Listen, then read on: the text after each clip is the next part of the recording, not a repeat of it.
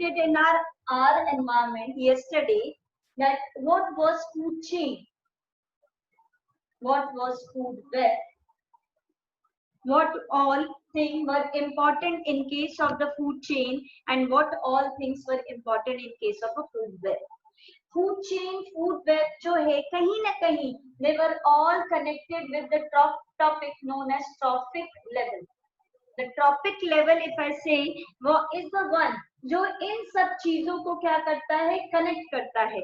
For every trophic level, if I talk of, मैंने एक plant को भी ट्रॉपिक लेवल में काउंट करा था, and I counted the animals also. I counted the top carnivore also in this topic level. For me, plant यानी कि producer के पास मैक्सिमम एनर्जी होती है, और जो मेरा टॉप कार्निवोर है उसके पास जो एनर्जी पहुंचती है वो कंपैरेटिवली मिनिमम एनर्जी पहुंचती है. रीजन बीइंग उसके पास एक लॉ होता है that is being followed in the environment as in the 10% law, which states that 90% of the energy it is lost in the environment due to the respiration purpose, or you can say other activities, metabolic activities जो body के अंदर होती जा रही. So for all this to work on, our body needs a constant workout, ताकि हम उस energy को क्या करके रखें, कंजर्व करके रखें. Apart from that, the food chain, food web, we had a concept known as the biological magnification, जहाँ हमने biological magnification को क्या बताया था कि इसमें हमारा जो biodegradable है, non biodegradable waste पे भी work on. We said that if there is some of the toxic material, कोई भी मेरा toxic material है, ये मेरा toxic material क्या होता है, ये non biodegradable material. This is a non biodegradable material, और ये non biodegradable होने की वजह से we cannot break it into the complex, तो हम सिंपल में कभी भी ब्रेक नहीं कर पा रहे. और जब सिंपल में कोई भी चीज नहीं जाएगी तो हमारी बॉडी उसको एब्जॉर्ब नहीं करेगी, हमारी बॉडी उसको क्या करती रहती है, इसी फॉर्म में उसको स्टोर करके रखती है. That particular thing is stored in that way. और जब भी कोई सेम चीज हमारी बॉडी में कॉम्प्लेक्स फॉर्म में पड़ी रहेगी, so that can prove toxic और that can prove death to that particular organism. It can cause fertility. Fertility का मतलब भी डेथ होता है, mortality का मतलब भी डेथ होता है. तो mortality, डेथ या fertility cause करेगा अगर ये कोई भी टॉक्सिक सब्सटेंस हमारी बॉडी में. इसीलिए what we say we should drink water, more and more water अगर हम ड्रिंक करते हैं तो हमारी बॉडी के टॉक्सिक वेस्ट निकलते जाते हैं, unless they can cause a problem to the kidneys as well.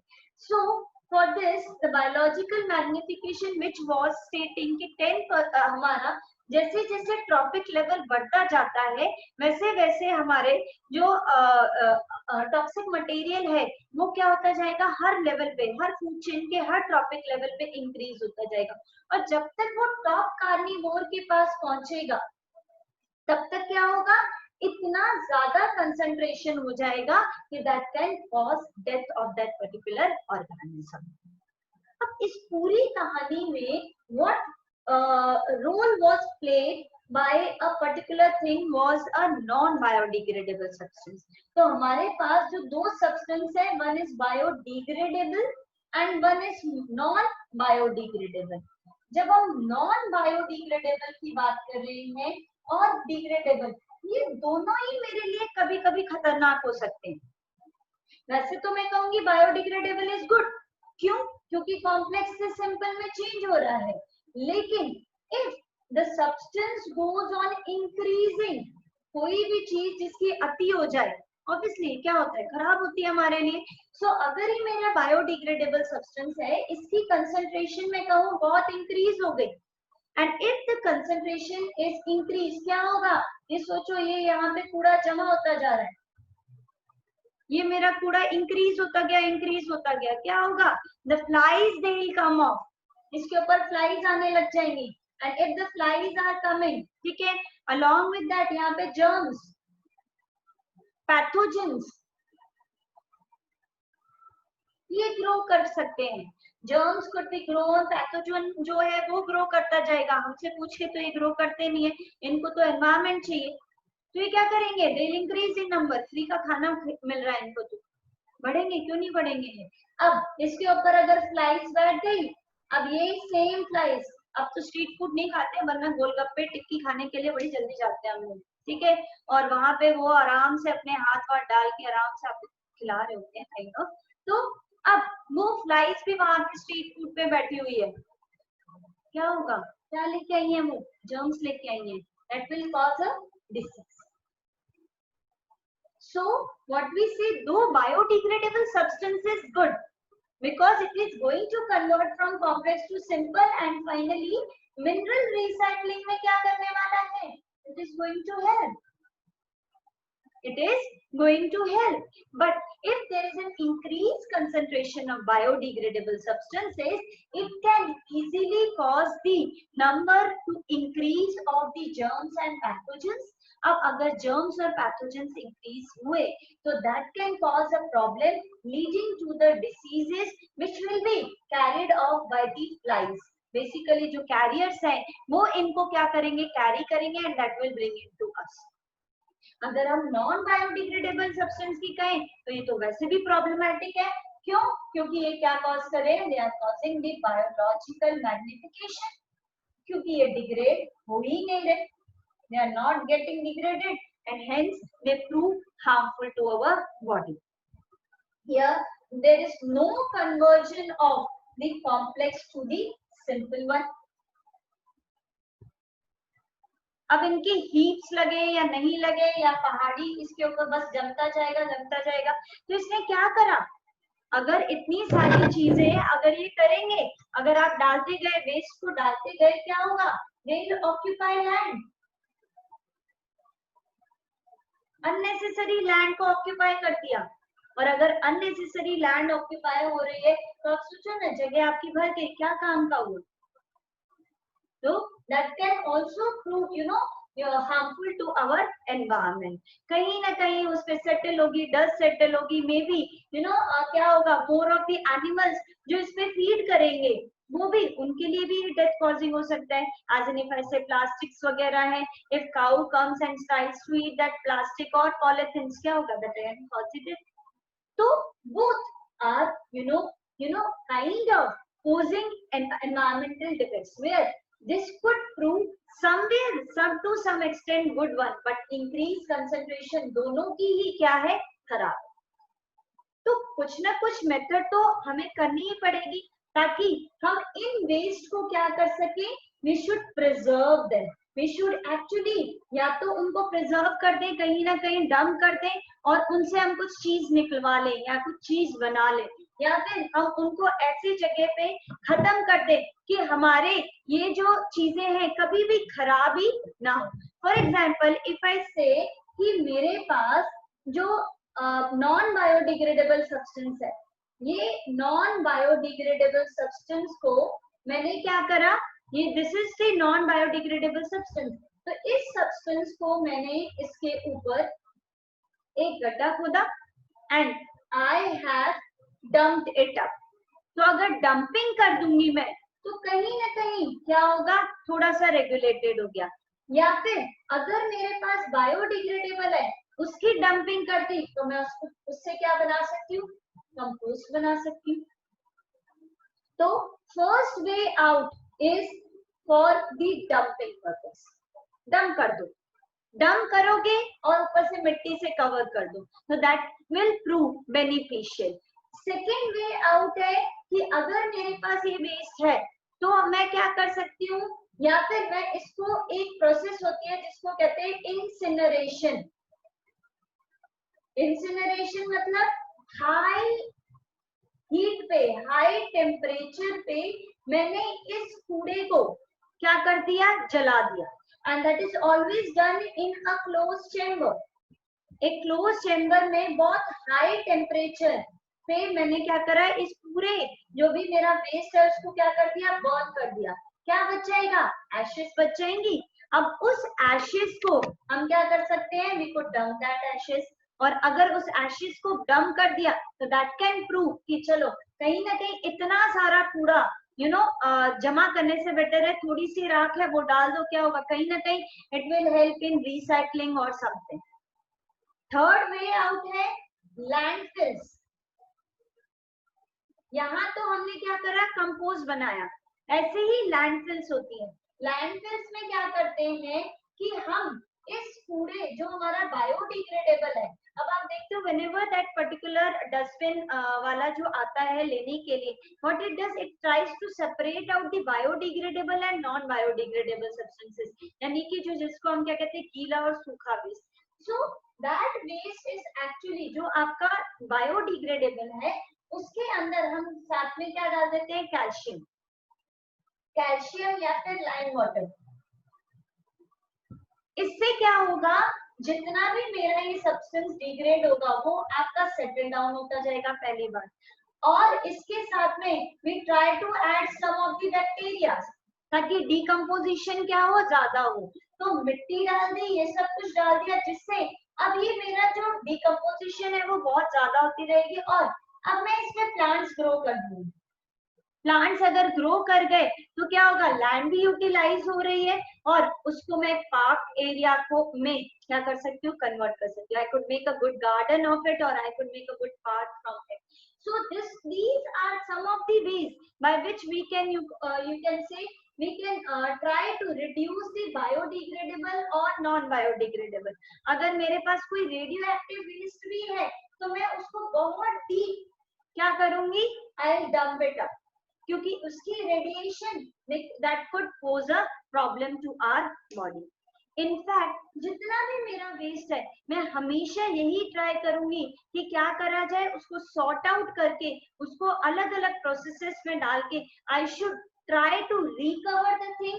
Recovery किसकी होगी, जितने भी मेरे नॉन बायोडिग्रेडेबल सब्सटेंसेस की है। जो मेरा नॉन बायोडिग्रेडेबल सब्सटेंस है उनके लिए मेरा मेन पोजिंग क्या होगी, उनमें से I collect out the metals, और ये मेटल्स मेरे किस में जा सकते हैं, रिसाइकलिंग में जा सकते हैं, and they could be further use, या फिर they will be dumped up. Normally dumping कर सकते हैं, कहीं पे भी बस डाल दो कूड़ा और उसको भर दो कि एटलीस्ट ऊपर के एनवायरनमेंट को वो खराब ना करे। अगर हम यहाँ पे कोई भी चीज कर रहे हैं, अगर हम कंपोस्ट बनाना चाहते हैं तो एक चीज हमें याद रखनी है कि हम एक पूरा सीमेंटेड मटेरियल बना के उसका कंपोस्ट बनाएं, क्योंकि अगर यही चीज आपकी जो टॉक्सिक वेस्ट है ये हमारा कहाँ चला गया, इनटू द ग्राउंड वाटर, तो ग्राउंड वाटर के अंदर भी हमारी प्रॉब्लम्स क्या हो सकती है, बढ़ सकती है। क्यों, क्योंकि वही पानी हम इनटेक करने वाले हैं। तो अब अगर हम यही पानी इनटेक करेंगे तो हमें क्या हो सकती है, डिसीजेस हो सकती है। So this should also be taken into account while making the compost. तो सिर्फ लैंडफिल्स में हम ये काम नहीं करें, बिकॉज लैंडफिल्स में हम चाहते हैं कि जो एरोबिक डिग्रेडेशन है मटेरियल का वो कंपैरेटिवली फास्टर होता जाए। While in case of dumping thing हम ये ध्यान रखें, या तो हम इससे कंपोस्ट बना लें, हम बायोगैस बनवा लें, हमारे लिए तो ये बहुत इंपॉर्टेंट हो जाएगा और बहुत अच्छे से काम आ जाएगा। नॉन बायोडिग्रेडेबल सब्सटेंस की सॉर्टिंग आउट कर लें। So there are these ways by which we can actually help our environment. हमें एनवायरनमेंट को हेल्प करना है तो हम दोनों को सॉर्ट आउट करें। We are making the compost also, we are dumping them और वी आर सॉर्टिंग देम और we are creating some landfills. या फिर हम क्या कर सकते हैं, हम जो रेडियो एक्टिव वेस्ट है उनको बहुत डीप डाउन क्या कर सकते हैं, डिग्रेड आउट कर सकते हैं, जिससे हमारे जो एनवायरमेंट है, जो नीचे लोअर एनिमल्स जो हम कह सकते हैं कि, या फिर हमें वो radiation during the archaeologist excavation वो उनको कभी भी प्रॉब्लम फेस ना करे। If I talk of this ozone, ozone जो है, this ozone is made up of the O3 molecules. ये जो मेरा O3 मॉलिक्यूल है, इफ आई से ये O3 मॉलिक्यूल मेरा दोनों टाइप के एनवायरनमेंट में प्रेजेंट है। अर्थ के ऊपर जो एटमॉस्फेयर है, इस एटमॉस्फेयर की जो इमीडिएट कॉन्टैक्ट में हमारे अर्थ के है, दैट कंपोनेंट इज ट्रोपोस्फियर। जो हमारा अर्थ के इमीडिएट कांटेक्ट में एनवायरमेंट है, दैट्स एन ट्रोपोस्फियर। उसके बाद में you have the next layer as in the stratosphere. इस स्ट्रेटोस्फियर के अंदर दिस ओजोन इज प्रेजेंट। ये ओजोन एक लेयर फॉर्म कर देता है and this layer of ozone helps in, यहाँ पे जो मेरा सन है, सन से यूवी लाइट आ सकती है, तो ये यूवी लाइट को क्या कर रहा है, प्रोटेक्ट कर रहा है। It is not allowing the UV light to go on. अभी एक लाइन नहीं है, this is actually the molecules. ये आप इमेजिन करो, ये ओजोन के मॉलिक्यूल्स हैं और ये ओजोन के मॉलिक्यूल्स इस पर्टिकुलर सन रे को, यानी कि बेसिकली द यूवी लाइट को, बाकी सारी लाइट्स को तो जाने दे रहे हैं, but they are not allowing the UV light to pass on. इसके अंदर से जाने नहीं दे रहे। मे बी जो मॉलिक्यूल की डेंसिटी है वो इतनी ज्यादा है कि इनको अलाउ ही नहीं कर रही कि ये अंदर तक जा सके। रेस्ट जो मेरी रेडिएशंस हैं, that is the visible light, वो इजीली इसके अंदर से क्या हो रही है, ये ओजोन जो बनता है, इस ओजोन को बनाने वाली भी क्या होती है, यूवी लाइट ही होती है। जो O2 मॉलिक्यूल है, this O2 molecule it breaks down into the nascent oxygen. This is the oxygen molecule, and this oxygen molecule it is broken up by the UV radiation. और ये UV radiation से ये जो oxygen बना है, this nascent oxygen, ये nascent oxygen combine करेगा with the O and will result in the formation of O3. अब इस तरीके से पहले जो एनवायरमेंट बना उसमें ओजोन की डेवलपमेंट हुई। ये पूरा स्ट्रेटोस्फीयर जो है, वो स्ट्रेटोस्फीयर में इसी तरीके से क्या बनती जा रही है, ओजोन बनती जा रही है with the use of this oxygen, जो पहले से ही क्या हो गई है, कॉन्स्टिट्यूट हो चुकी है। अब अगर हमारे एनवायरमेंट में क्या रिलीज होता है, CFC, द क्लोरोफ्लोरोकार्बन्स, क्लोरोफ्लोरोकार्बन्स, जो कि इस ओजोन को क्या करते हैं, डिग्रेड करते हैं। Now these chlorofluorocarbons they are release from AC, they are released from the refrigerators, they are released from the coolants, और यू कैन से जो आपके एयर फ्रेशनर्स होते हैं, उनके अंदर भी ऐसे ही क्या होते हैं, कुछ प्रोडक्ट्स होते हैं जो कि रिस्पॉन्सिबल होते हैं इस ओजोन डिग्रेडेशन के। ये ओजोन डिग्रेडेशन कैसे होगा, इस CFC का काम होगा, जो ओजोन ने काम किया उसी का उल्टा काम करेंगे। जैसे ये मेरा O3 मॉलिक्यूल है, this O3 molecule because of this CFC will be broken down into O2 and O. अब ये जो O है, ऐसे ही एक और O आएगा और क्या फॉर्म कर देगा, O2। अब जिसकी वजह से अगर ये मैं कहूँ, ये बहुत सारे ओजोन के मॉलिक्यूल थे जो बहुत ही डेंसली पैक्ड थे, यहाँ पे बहुत ही डेंस पैकिंग थी। अब इस CFC ने जब इसके पास पहुंचा, इसने यहाँ की लेयर को क्या कर दिया, खत्म कर दिया, यहाँ का ऑक्सीजन तक, यहाँ पे O2 मॉलिक्यूल्स जो है वो ज्यादा बन गए, यहाँ पे O2 मॉलिक्यूल्स क्या है, वो ज्यादा बन गए। Now it is not like कि यहाँ पे एक होल क्रिएट हुआ, इट इज द डिप्लीशन। यहाँ पे ओजोन लेयर क्या हो गई, कम हो गई, and this depletion of the ozone layer is termed as the ozone hole. It is termed as an ozone hole. So if I say what is ozone depletion, what is the use of ozone, तो सबसे पहले ozone is a O3 molecule which is present in the stratosphere in the form of a layer known as ozone layer. This ozone layer was formed or is formed by the UV radiation, where the O2 molecule is broken down into the nascent oxygen. Now this nascent oxygen, along with the oxygen, it forms the O3 molecule.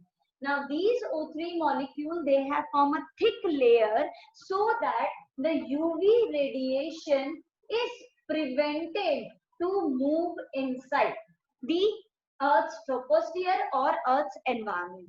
In that case, what happens, if our Earth starts releasing, or the people inhabiting there they start releasing the chlorofluorocarbons.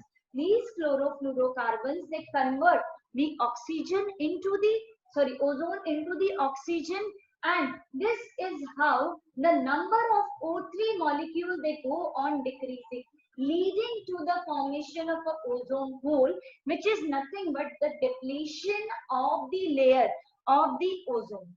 अब अगर ये मेरा ozone जो है वो क्या होता जा रहा है, डिक्रीज होता जा रहा है, तो what will be the problem for this? हो भी रहा है, कोई फर्क तो नहीं पड़ना चाहिए, but still what I can say that causes a problem. The first problem if I talk of in case of ozone depletion, the first is UV light सीधी आ गई तो it can cause skin problem. अभी skin problem कैसे हुई? Because it is actually जो UV light है मेरी, this is degrading the cells of the skin. जो epithelial cells हैं, वो epithelial cells को क्या कर रही है? डैमेज कर रही है. The second is cataract. जो eyes हैं, eyes में प्रॉब्लम हो सकती है. Then the third thing, the important thing, एक और जिसको ये इफेक्ट कर रहा है प्लांट्स के अंदर, प्लांट्स में ये फोटोसिंथेसिस को क्या कर देगी? कंपैरेटिवली पूरा स्टॉप कर देगी. तो in short, if the question comes, what are the ill effects of ozone depletion? So it can cause a skin problem because it harms the UV light, it harms the epithelial cells, and as a result UV light penetrate कर जाएगी, और अगर penetrate कर गई तो क्या cause कर देगी? कैंसर, स्किन कैंसर cause कर देगी. And yes, it can cause the DNA mutations, जो क्योंकि ये सारी की सारी चीजें हमारी क्या हो गई? सेल के अंदर यूवी लाइट जो है वो इसके अंदर चली गई है. And then if I talk of, then ये हमारा कैटरैक्ट भी कॉज कर सकती है, आईज को भी क्या कर सकती है? प्रॉब्लम कॉज कर सकती है. एंड प्लांट्स में it is going to affect the process of photosynthesis, chlorophyll को अफेक्ट कर रही है, क्लोरोप्लास्ट को अफेक्ट कर रही है, and hence it is posing a problem for that. And finally leading to a DNA mutation, जो आपका स्किन प्रॉब्लम कॉज कर सकता है, और that could be causing a cataract. And even we can say the number of diseases could be, caused due to it. So this is all for a ozone layer, and a 2 marks question can come for this particular